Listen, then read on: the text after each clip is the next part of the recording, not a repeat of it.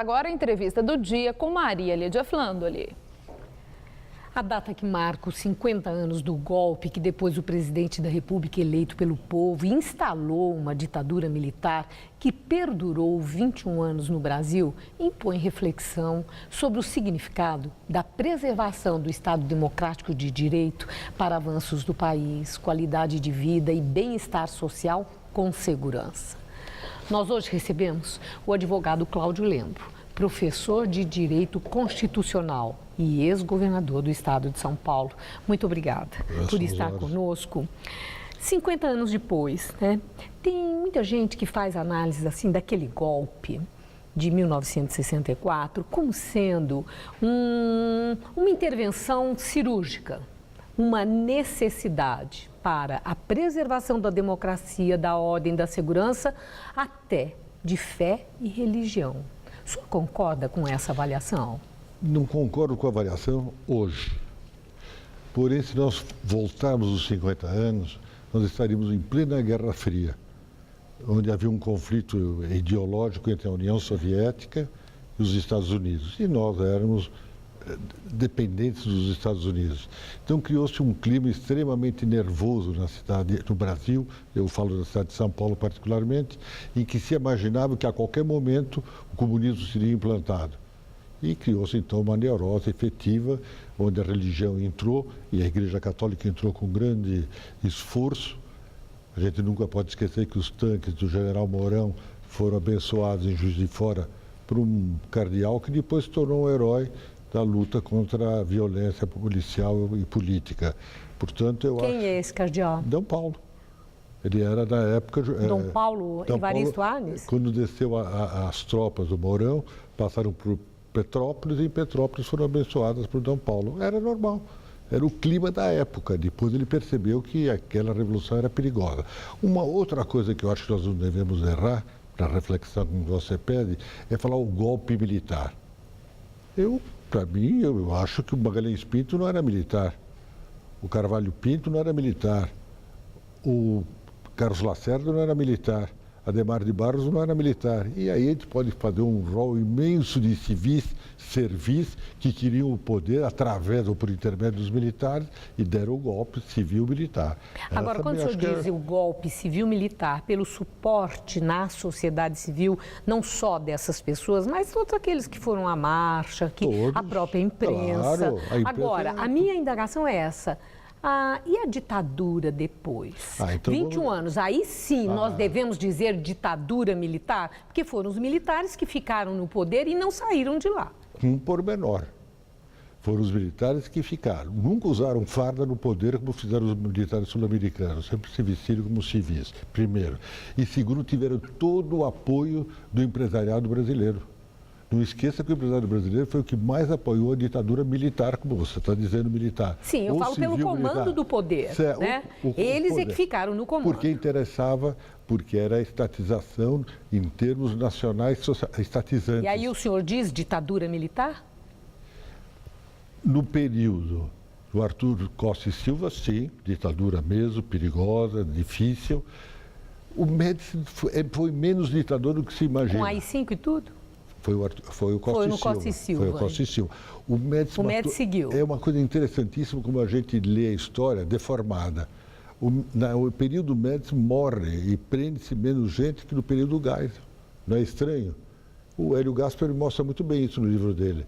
Então, a ditadura começa com o Arthur da Costa e Silva, continua com o Médici e começa a terminar, já se abrir com o presidente Geisel. E, no entanto, foi ele que as áreas de segurança, na época, foram que fizeram mais vítimas. Agora, uma coisa que é intrigante, professor Cláudio Lembro, na época da ditadura, o senhor era um jovem advogado. Muito jovem. Jovem advogado. O senhor achou, e depois o senhor se tornou professor de Direito Constitucional. O senhor achou legítimo, natural, pelas razões que expôs agora, que houvesse a afronta que houve à Constituição do país e a violência ao Estado de Direito? Claro que não, mas naquela época muitos professores estão ainda vivos e para alguns mortos de grande renome, como Alfredo Buzaide, defendeu a legitimidade revolucionária. O ser humano é cínico, particularmente o ser humano que está nas elites. Elas Mas são o muito senhor cínicas. não era, o senhor não era um advogado, militante. era um advogado, mas aquilo não chocou? Como fazem isso com a Constituição? O senhor era advogado? Aí então temos que fazer uma outra reflexão. Como é perigoso, são perigosos os meios de comunicação. Porque todos os jornais, com exceção da Última Hora, apoiavam o golpe militar. Os editoriais da época eram todos a favor da legitimidade revolucionária para afastar o perigo do comunismo. Então veja que coisa perigosa, todos os meios de comunicação, como podem influir em qualquer pessoa e transformar até uma pessoa democrata num alguém que possa até ter sensibilidade por uma ditadura. Agora, professor Cláudio Lembo, o senhor falou que a gente não deve dizer ditadura, golpe militar, porque golpe civil-militar. O senhor explicou isso porque houve o suporte de muitos civis, de muita gente da própria população. O Cruel, em São Paulo, não queria ingressar no golpe militar contra o Jango e foi influenciado. Mas isso não é minimizar a responsabilidade dos militares por uma ditadura cruenta, como foi, onde houve tanta arbitrariedade, tanta perda de vida. Quando a gente fala foi civil-militar, quer dizer, eles não têm tanta culpa assim. Eles têm culpa, sim. Mas quem estava no comando? Eles estão os ministros todos eram civis. Mas não estão no comando. Quem está na presidência, no comando? Quem assinou o ato institucional está aí. Tem gente viva que assinou o ato institucional e que achou ótimo na época, que vão às favas. Mas com isso não minimiza a responsabilidade, até para reflexão das próprias Forças Armadas? Aí você tem que ver a história das Forças Armadas do Brasil. Ouro Preto, ministro do nosso segundo imperador, Dom Pedro II, ele escreveu um livrinho que é uma obra-prima, que até isso, simples reflexão, o telespectador poderia ler, é fácil comprar, ir a uma livraria ou biblioteca. O advento da ditadura militar no Brasil. O militar brasileiro, com a proclamação da República, tornou-se de per si um autoritário, porque ele era positivista. E sendo positivista, ele acha que nós, civis, não temos a mesma capacidade de ter razão como eles militares.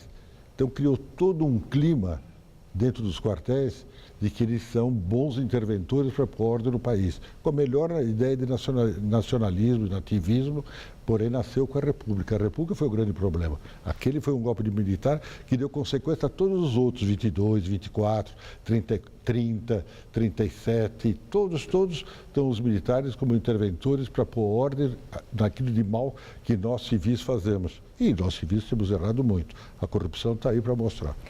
Professor Cláudio Lembo, essa história que continua polêmica, a discussão, a lei da anistia. Sei.